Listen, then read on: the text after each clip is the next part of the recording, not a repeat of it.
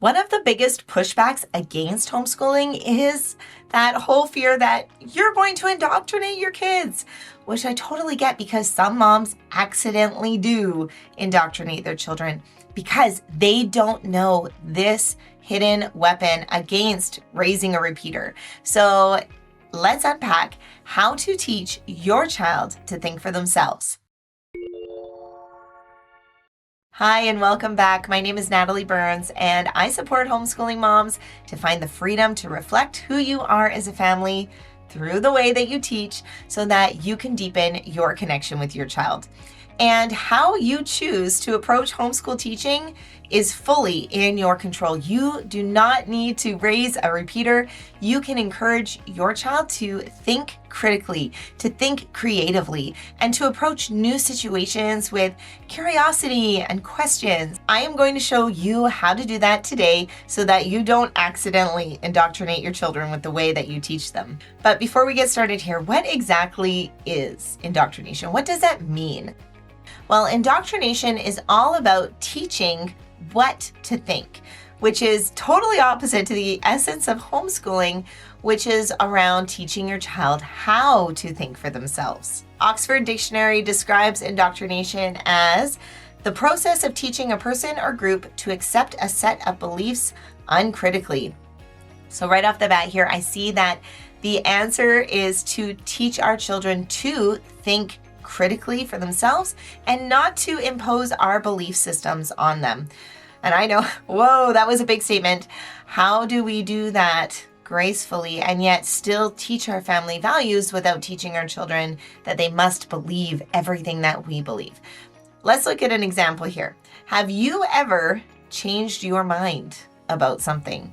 Maybe something that you thought was a sure thing, you thought was right, and then with new information, you changed your perspective. Now, this could be as innocent as vanilla ice cream is the best flavor in the world, but then you discover mint chocolate chip. Or it could be something a little more like if you were to go on a date with someone and a second date, and then you learn new information where you go, I don't think we're going to be going on a third date after all. Or maybe this can be a lot more deeply rooted, like long-standing belief systems around the way we view ourselves and maybe a feature of ourselves that we're uncomfortable with, only then to start to discover and accept the uniqueness that we bring as an individual. So what I'm saying here is what we believe can change. And what we think is the right thing to do or the right way to do something, that can change in light of new information too. So we need to be really careful that we teach our children with openness and with acceptance that they may not believe what we believe right away, and they may not ever believe everything that we believe. And that is okay. This is not about making them believe things that we do. This is about showing them what our values are and our perspectives are because of our backgrounds, and also holding space for them to discover what they think for themselves. We need to stay open to changing our minds, and modeling this for our children is the greatest way to teach them how to approach new ideas with curiosity and questions. To make sure that you are not accidentally indoctrinating your child through the way that you teach them, let's look at what indoctrination actually looks like. Well, it focuses on closed-minded ideas. So this is the way it is. This is the concept. This is the right way.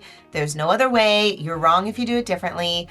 This is a solid set idea that's not going to change. Indoctrination also looks at things from only one perspective. So this is what our family believes, or this is what is right, and this is what you will learn and how you will learn it. Rather than, hey, let's look at two sides of the coin and say, this is what we believe, and then this is what other people believe, and this is why they believe that. And we all see these differently based on our backgrounds, cultures, and experiences. And finally, indoctrination has the goal of helping your child believe what you believe is right. And we know that the problem here is that what we believe is right can change in light of new information. This way of thinking does not mesh with a willingness to keep an open mind and look at things from multiple perspectives. We can teach our children to not become uncomfortable with the idea of holding space for maybe even two contradictory ideas at the same time. Are you wondering, oh no, maybe I've been accidentally indoctrinating my children a little bit here? Well, don't worry. I'm all about teaching you how you can approach this differently.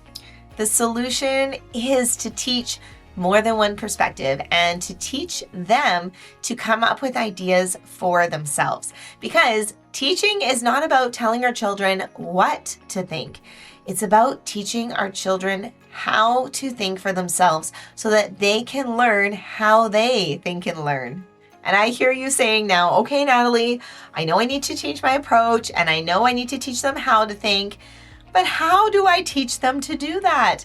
Well, don't worry, I've got you. This is so much more than I can really unpack in a short YouTube video. So I've created for you a 3-day challenge all around asking open-ended questions so that you can teach your child to think critically and creatively and to think for themselves.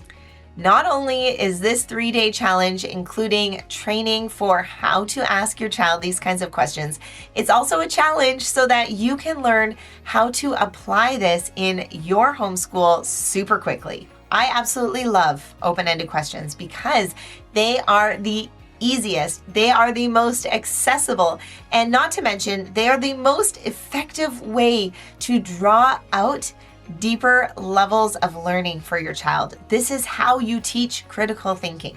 Check the description box for the link to sign up for the 3-day challenge all around asking open-ended questions. I really hope that you will join us for that one and join us for the next videos coming up. Hit that subscribe button so you don't miss it. I hope that you have a wonderful day and I'll see you next time.